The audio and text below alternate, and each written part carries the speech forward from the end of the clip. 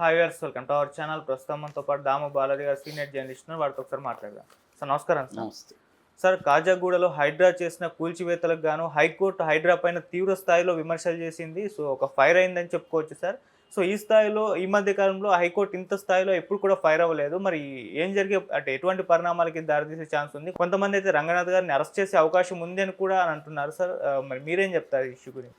యాక్చువల్గా 1 వీక్ బ్యాక్కి రంగనాథ్ హైడ్రా డైరెక్టర్ అయిన రంగనాథ్ ఒక ప్రకటన ప్రెస్ మీట్ పెట్టాడు. అందులో ఇప్పటి వరకు మేము హైదరాబాద్లో 200 ఎకరాల వరకు మళ్ళీ ఆక్యుపేషన్లో ఉన్న దాన్ని మళ్ళీ వెనక్కి తీసుకొచ్చాము.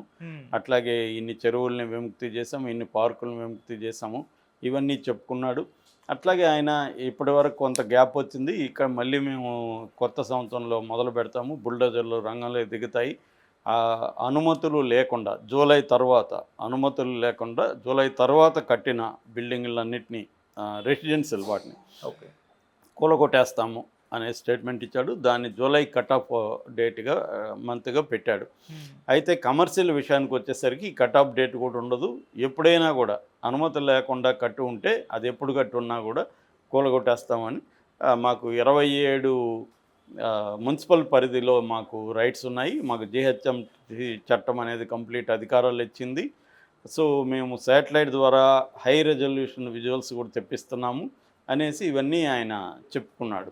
అంటే ఆయన ప్రధానంగా ముందు నుంచి కూడా చెప్తున్నది అంటే 2 రకాల అతిక్రమణలు. ఒకటి ఎఫ్టిఎల్ ఫుల్ ట్యాంక్ లెవెల్, అంటే ఒక చెరువు దాని ఫుల్ ట్యాంక్ నిండితే ఎంతవరకు ఉంటుందో పరిధి అంతవరకు ఎఫ్టిఎల్ పరిధి అంటారు.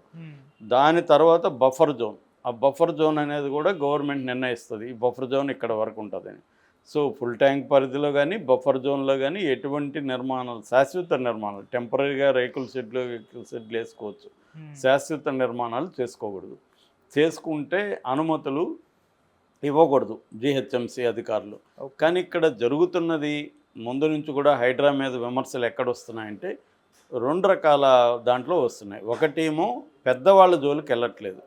పెద్ద పెద్ద బిల్డింగులు, యూనివర్సిటీలు, కాలేజీలు, పెద్ద పెద్ద కాంప్లెక్స్లు, గెస్ట్ హౌస్లు ఇవన్నీ కట్టేసుకున్నారు. వాళ్ళ జోలికి వీళ్ళు వెళ్ళట్లేదు. ఊరికే ఉరిమినట్టుగా ఉరిమారు, కానీ పిడుగులు ఎక్కడ పడలే. ఒక్క నాగార్జునది అది కూడా కొట్టేశారు తప్ప ఇంకేమీ జరగలేదు.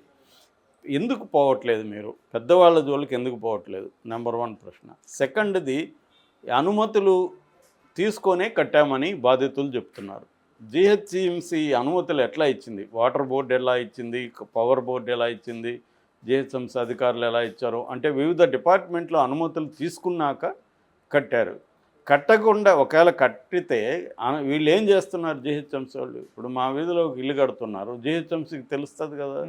తెలిస్తే వాళ్ళు ఎందుకు ఆపలేదు? అనుమతులు లేకపోతే. అనుమతులు తీసుకునే కదా. అనుమతులు లేకపోతే నేను కొనేవాడిని ఎట్టుకుంటాను? నాకు అన్ని నేను అడుగుతాగా, మీకు అనుమతులు ఉన్నాయి. ఎవడైనా ఇవాళ ఆస్తి కొంటున్నాడంటే మినిమం అడుగుతాడుగా, పత్రాలు అన్నీ చూపించినాక నాకు కొంటాడుగా. నిజానికి అనుమతులు మరి మీ గవర్నమెంట్లు ఎవరైనా సరే, పార్టీలు ఎవరైనా, గవర్నమెంట్ అయితే ఒకటే కదా.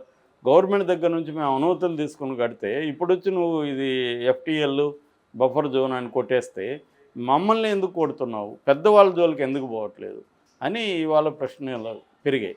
ఓకే, అదే ముందుగా అంటే వీళ్ళు ఒక ప్రయారిటీ లిస్టు, అంటే మేము ఫస్ట్ ఈ చెరువులు కొడుతున్నాం, లేకపోతే ఈ పెద్దవాళ్ళకే వెళ్తున్నాం, ఇట్లాంటిది ఏం లేకుండా ర్యాండమ్గా వెళ్ళిపోయి చేయడం అనేది హైడ్రా మీద వ్యతిరేకత ప్రజల్లో బలంగా పెరిగింది. రెండవది మూసీ ప్రాజెక్టు అనేది హైడ్రాకి సంబంధం లేదు, కానీ చాలామంది హైడ్రాకి అది కూడా లింక్ పెట్టేశారు. అది రేవంత్ రెడ్డి ప్రభుత్వానికి 2 దీనివల్ల కొంత వ్యతిరేకత అయితే వచ్చింది. ఆశయం మంచిదే, ఏంది హైదరాబాద్లో చెరువులు లేకపోతే కాలువలు, డ్రైనేజీ మొత్తం ఆక్యుపై చేసుకొని కట్టేసుకున్నారు. దానివల్ల కొద్దిగా వర్షం పడినా కూడా హైదరాబాద్ గందరగోళ పరిస్థితిగా, ఇది హైదరాబాద్కే కాదు ఇండియాలో అన్ని సిటీలు ఇదే పరిస్థితి. సో అర్బనైజేషన్లో ఉండే ప్రాబ్లమ్స్ ఇవి. అట్లాగే మనకు అవినీతి వల్ల కూడా ఇవన్నీ జరుగుతుంటాయి. రెండోది, అధికారంలో ఉన్న పార్టీలు ఎప్పటికప్పుడు వాళ్ళ కాంట్రాక్టులు, వాళ్ళ బిల్డర్సు వాళ్ళు ఆక్యుపై చేసుకునేయడం అనేది జరుగుతుంది. ఎప్పటి నుంచో జరుగుతుంది. నేను బెంగళూరులో 97లో 3 ఏళ్ళు ఉన్నాను. మా ఫ్రెండ్ బిల్డర్ ఉండేవాళ్ళు. అప్పుడు నేను దగ్గరగా చూశాను. అక్కడ డబ్బు ఇస్తే కాని పని ఏదీ లేదు. డబ్బిస్తే నువ్వు ఎంతన్నా డీవియేషన్ చేసుకోవచ్చు, నీకు 3 ఫ్లోర్లు ఇస్తే 4 ఫ్లోర్లు వేసుకోవచ్చు. అట్లాంటివి జరిగాయి. ఎందుకంటే రియల్ ఎస్టేటు విపరీతంగా పెరగడంతో ఇవన్నీ చోటు చేసుకున్నాయి. విపరీతమైన మనీ ఉంటుంది. సో అది జరిగిపోయింది. ఇప్పుడు దాన్ని క్లీన్ చేయడానికి ఓన్లీ పేదల్ని, మధ్యతరగతి వాళ్ళని బాధ్యులను చేసి, అధికారులు ఇచ్చిన అధికారులు లంచాలు తీసుకుని వాళ్ళేమో బాగున్నారు, బిల్డర్లేమో బాగున్నారు. దాన్ని జీవితాంతం కష్టాలు పడి లోన్లు పెట్టుకొని లైఫ్ లాంగ్ అనేక ఇతర కోరికలు మానుకొని దానికోసం ఒక చిన్న ఇల్లు సంపాదించుకుంటే, ఒక చిన్న ఇల్లు కట్టుకుంటే వాళ్ళని పోయి కూల్చేస్తే వాళ్ళ మొత్తం జీవితమే ఒక 20-30 ఏళ్ళ లైఫ్ ఇన్వెస్ట్మెంట్ అది. డబ్బులే కాకుండా వాళ్ళ టైము, వాళ్ళ కోరికలు, వాళ్ళ జీవితం అదంతా కూలిపోతుంది కదా. సో ఇది చాలా తీవ్ర వ్యతిరేకత దారితీసే పరిస్థితి ఆల్రెడీ ఏర్పడింది. సో ఇప్పుడు అందుకనే సైలెంట్ అయ్యారనుకుంటే మళ్ళీ రంగనాథ్ స్టేట్మెంట్ ఇచ్చాడు. ఈ నేపథ్యంలో సెప్టెంబర్ 30న కాజాగూడలో కొన్ని ఇళ్ళు కూలగొట్టారు. వాళ్ళు కోర్టుకు వెళ్ళారు. కోర్టుకు వెళ్ళినప్పుడు జస్టిస్ లక్ష్మణ్ దగ్గరికి ఈ కేసు వెళ్ళింది. ఆయన పరిశీలించి చాలా తీవ్రమైన వ్యాఖ్యలు చేశాడు. ఈ రంగనాథ్ని అరెస్ట్ చేస్తాను, చెర్లపల్లి జైలుకి పోయి పంపిస్తే తెలుస్తుంది మీకు, ఏమనుకుంటున్నారు మీరు, అసలు మీరు ఎలా నిర్ణయిస్తున్నారు, క్రైటీరియా ఏంటి, క్రైటీరియా తీసుకురండి, క్రైటీరియా లేకుండా మీ ఇష్టం వచ్చినట్టు ఇది బఫర్ జోన్ అంటున్నారు, ఇది ఎఫ్టీఎల్ జోన్ అంటున్నారు, క్రైటీరియా లేదు, ఏమీ లేదు అన్న ఒక తీవ్ర వ్యాఖ్యలు చేశారు. రంగనాథన్ అరెస్టు చేస్తానన్న స్థాయికి జడ్జి మాట్లాడాడంటే ఈ స్థాయిలో ఎప్పుడు మాట్లాడాం. మామూలుగా జస్టిస్ లక్ష్మణ్ నేను చాలా కాలం నుంచి గమనిస్తున్నా, ఆయన చాలా కేసుల్లో కూడా నిర్భయంగా ఆయన మాట్లాడుతున్నారు. మనకి వివేకానంద రెడ్డి కేసులో కూడా సిబిఐని ఆయన 16 ప్రశ్నలు అడిగాడు. చాలా ధైర్యంగా గట్టిగా అడిగిన అప్పుడు ఆయన మీద కూడా తెలుగుదేశం మీడియా వాళ్ళు కూడా దారుణమైన కామెంట్స్ చేస్తే దాని మీద కూడా ఆయన చీఫ్ జస్టిస్ కూడా లేఖ రాశారు. చాలా ఆవేదనతో లేఖ కూడా రాశారు ఆయన. ఎందుకంటే ఆయన కరప్ట్ అయినట్టుగా తెలుగుదేశం మీడియాకు సంబంధించి కొంత వాళ్ళు, రఘురామకృష్ణరాజు లాంటి వాళ్ళు కూడా మాట్లాడారు. దాని మీద ఆయన ఆవేదనతో కూడా మాట్లాడారు. ఆ రకంగా జస్టిస్ లక్ష్మణ్ చాలా డేరింగ్గా మాట్లాడినాడు. ఈ కేసులో కూడా మీరు పొలిటికల్ బాసెస్ని సాటిస్ఫై చేయడానికి ట్రై చేయకండి అని కూడా కామెంట్ చేశారు.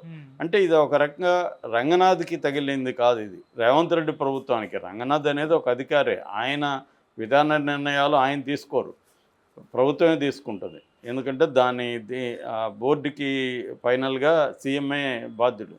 కాబట్టి రేవంత్ రెడ్డి ప్రభుత్వాన్ని అన్నట్టుగా ఇక్కడ మనం అర్థం చేసుకోవాలి. అంటే వీళ్ళేదో ఆశయం మంచిదే కావచ్చు, కానీ దాని ఆచరణ కూడా జాగ్రత్తగా ఉండాలి. ముఖ్యంగా ఏదైనా ఒక ప్రజల కోసమే రేవంత్ రెడ్డి చేస్తుండొచ్చు, కానీ మళ్ళీ ఆ ప్రజలకు వ్యతిరేకంగా చేయకూడదు. ప్రజల కోసం చేయాల్సిన దాంట్లో కూడా ప్రజల్ని ఇన్వాల్వ్ చేసుకోవాలి. వాళ్ళ కాంపన్సేషన్ ఏంటి, వాళ్ళకి మరి పర్మిషన్లు ఎందుకు ఇచ్చారు, గతంలో ఇచ్చిన వాళ్ళ మీద మరి మీరేం చర్యలు తీసుకుంటున్నారు, బిల్డర్స్ అంతా బాగానే ఉన్నారు, అమ్మేసుకున్న వాళ్ళు డబ్బులు తీసుకొని వెళ్ళిపోయారు, వీళ్ళ పరిస్థితి ఏంటి. దాంతో ఆల్రెడీ ఒక ఆవిడ ఆత్మహత్య కూడా చేసుకుంది. తను ఇల్లు కట్టుకొని కూతుళ్ళకి ఇద్దామని ఆ ఇల్లు అనుకుని ఉంటే ఆ ఇల్లుని కూలగొట్టేసరికి ఆమె సర్వస్వం కోల్పోయినట్టుగా ఆమె ఆత్మహత్య చేసుకుంది. ఆ సంఘటనలు మనం చూసాం.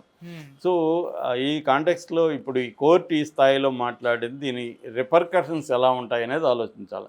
అట్లాగే ఆ కోర్టు ఆయన జస్టిస్ లక్ష్మణ్ పిటిషన్ వేసిన వ్యక్తిని కూడా సీరియస్గానే వార్నింగ్ ఇచ్చారు. మీరు అక్కడ ఫెన్సింగ్ వేశారు, ఆ ఫెన్సింగ్ని మీరే తొలగించండి అని కూడా వాళ్ళకు కూడా చెప్పింది.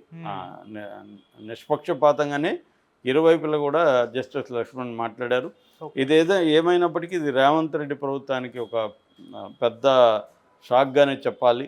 ఎందుకంటే దూకుడుగా ముందుకెళ్తామని రంగనాథ్ అనౌన్స్ చేసినప్పుడు రేపు రంగనాథ్ కూడా దూకుడుగా వెళ్ళలేడు కదా. రంగనాథ్ని చెర్లపల్లి జైలుకి పంపిస్తానని హైకోర్టు జడ్జి చెప్తుంటే రంగనాథ్ దూకుడికి ఎలా వెళ్ళగలుగుతాడు?